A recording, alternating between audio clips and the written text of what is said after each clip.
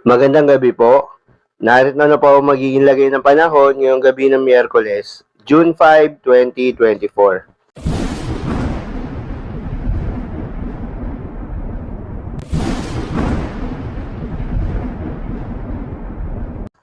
Sa kasalukuyan na tayong sa pag-asa, patuloy ang mga pagulan sa malaking bahagi ng ating bansa, partikular na sa may western section ng Luzon at Visayas. Dulot yan ng southwest monsoon o hanging habagat.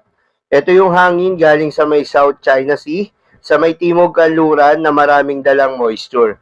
Kaya naman nasaan ng mga pagulan sa mga susunod pa ng mga araw sa malaking bahagi ng ating bansa.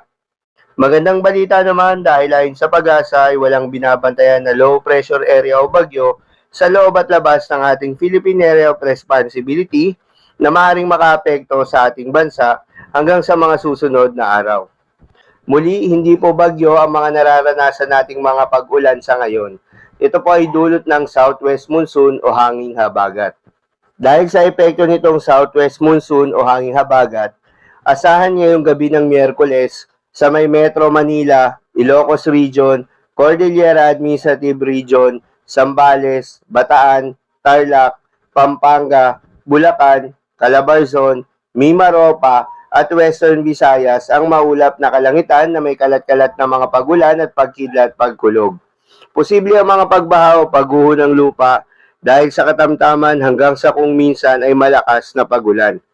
Habang sa natitirang bahagi ng ating bansa ay asahan naman ang bahagyang maulap hanggang sa maulap na papawirin na may mga kalat-kalat na mga pagulan o pagkidlat pagkulog.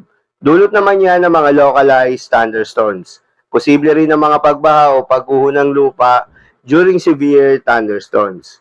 Kaya naman pinag-iingat po yung mga kababayan natin sa mga banta ng pagbaha o pagguho ng lupa, lalong-lalo na sa mga lugar na inuulan na noong mga nakaraang araw pa. Para naman sa lagay ng mga dagat baybayin, ayon sa pag-asa ay wala namang nakataas na gale warning sa anumang seaboards ng ating bansa. Kaya naman malayang makakapamalaot yung mga kababayan nating mangingisda at yung may mga maliliit na sasakyang pandagat. Asahan ang banayad hanggang sa katamtaman ng mga pag-alon. Ngunit iba yung pag-iingat pa rin lalo na kung meron tayong offshore thunderstorm activity.